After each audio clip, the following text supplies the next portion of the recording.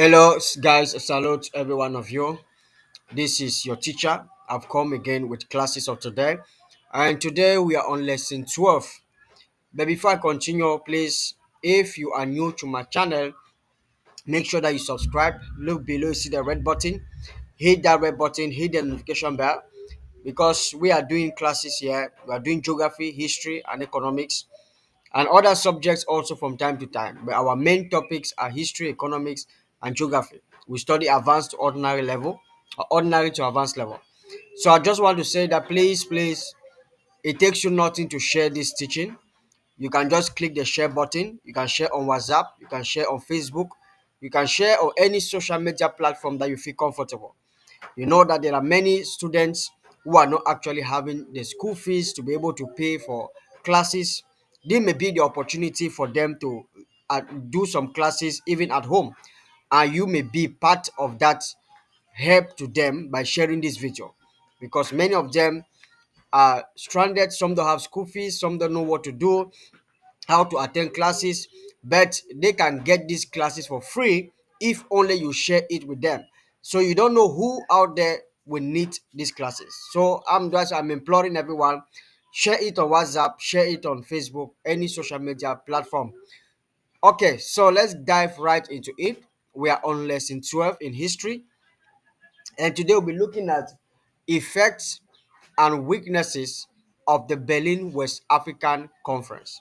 So we'll look at the effects and we'll see the weaknesses of the Berlin West African Conference. Now, what are the effects of the Berlin Conference? The first effect was the partitioning of Africa. Was the partitioning of Africa.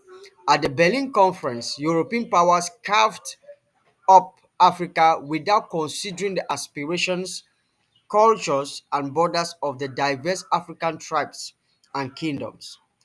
The continent was divided into colonial territories, disregarding the long standing African political and social structures. So, the partition Africa, that's the one, the first effect is the partitioning of Africa by European powers. And they do all of this, they did not even consider that these people actually that had already some cultures, they had already a way of living, they had already their own rules and regulations, what they call traditions. So they had already a lot of things, but they were being partitioned without considering any of that. Now, resource exploitation in Africa. So they exploited the resources of the African people at the expense of the people not benefiting from that. The Berlin Conference not only facilitated the exploitation, the colonization of Africa, but also paved the way for the extensive exploitation of its vast resources. European powers sought to extract valuable commodities such as rubber, diamonds, gold, and ivory from the African continent, creating immense wealth for themselves while leaving Africa with little benefit. So imagine somebody come to your house, take everything you have, and make himself wealthy, and then keep you poor and stranded. That's exactly what was being done. Three, involuntary labor and human rights violations. So there was involuntary labor. People don't want to work, but they forced them to work. Let's just say forced labor. And there were so many violations, human rights, rapes, and all the like. As European powers secured control over African territories, they implemented oppressive labor systems to extract resources and maximize profits. These systems involved the brutal exploitation of African laborers who were often coerced or forcibly enslaved. So, the next one is the disruption of African societies and cultures. So the next effect is that they disrupted the African societies and they spoilt the culture. The consequences of the Berlin Conference extended well beyond political and economic spheres, deeply influencing African societies and cultures. European colonization interrupted traditional social frameworks, undermined native customs and traditions, and enforced Western values and institutions. So they minimize or or push aside traditions and customs of the people who were already on the place by bringing in their own Western, what they call Western civilization or values and institutions. And one of the institutions, don't forget school. School, people always talk about Christianity, talk about Bible, that they brought this. They also brought schools. Schools is one of the most powerful weapon of colonization. Now, erosion of cultural identity. So, European colonization brought Western education. Have you seen that? So that is what I was just saying at the point up there. So they brought Western education, they brought religion, they brought and legal systems, which frequently sidelined indigenous African customs and traditions. As a result, traditional languages, art forms, and cultural practices were often suppressed or diminished in value, contributing to the decline of cultural identities. So they tried to suppress and make the people lose their identity and to be able to disappear forever. Now, reliance on Western powers of the Berlin Conference.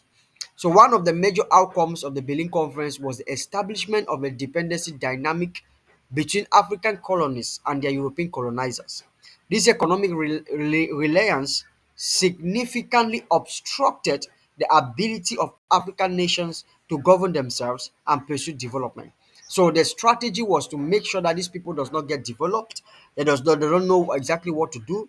So they had to keep them bound in slavery and in bondage. Have you seen that? Political unrest.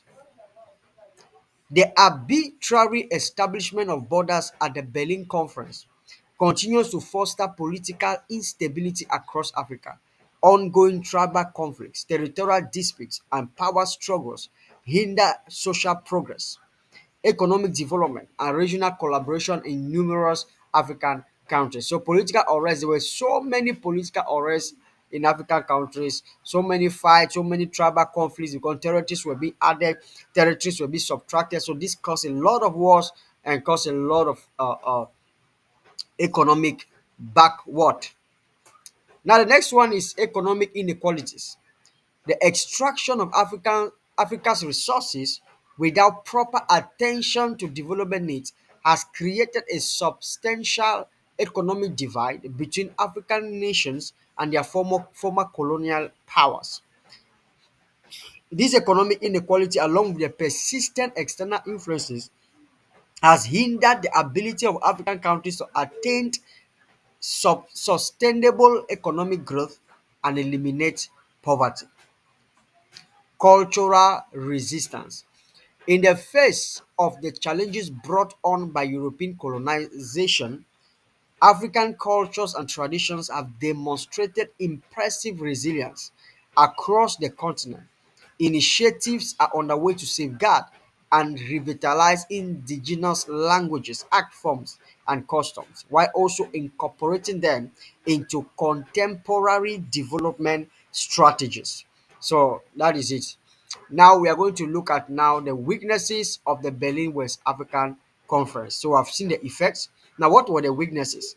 The one of the major weaknesses of the Berlin Conference was that African leaders were not included in the negotiation. African leaders were not included in the partition. So when the European powers came together, notably France, Britain, uh, uh, Portugal, okay, when they came together, Germany, they came together, they did not actually include the African leaders. Imagine somebody is planning how to divide your house, but you're not included. So African leaders were not actually included in the partition. So the significant shortcoming of the Berlin Conference was the absence of African leaders. The participating nations failed to acknowledge the sovereignty and self-determination of the African people, instead perceiving the continent as its inhabitants as territories to be conquered and owned. You see that? So they failed to acknowledge the sovereignty of the people. Instead, they saw the continent as their own, the people as their own, the territories as their own, to be conquered and owned without any reward towards the people they met. So, guys, that is it about our class of today and all the students who have gone through this teaching. Tomorrow we are going to continue lesson 13. So we are from ordinary to advanced level. So as I said in the beginning of this video, please share this video on WhatsApp, on Facebook, anywhere you deem necessary, so that other students also can benefit from this teaching. And you may help somebody that does not have money to pay school fees, or does not have backup, and the person may have studies from home. Or you may help somebody that just want to study from house, does not want to go to school.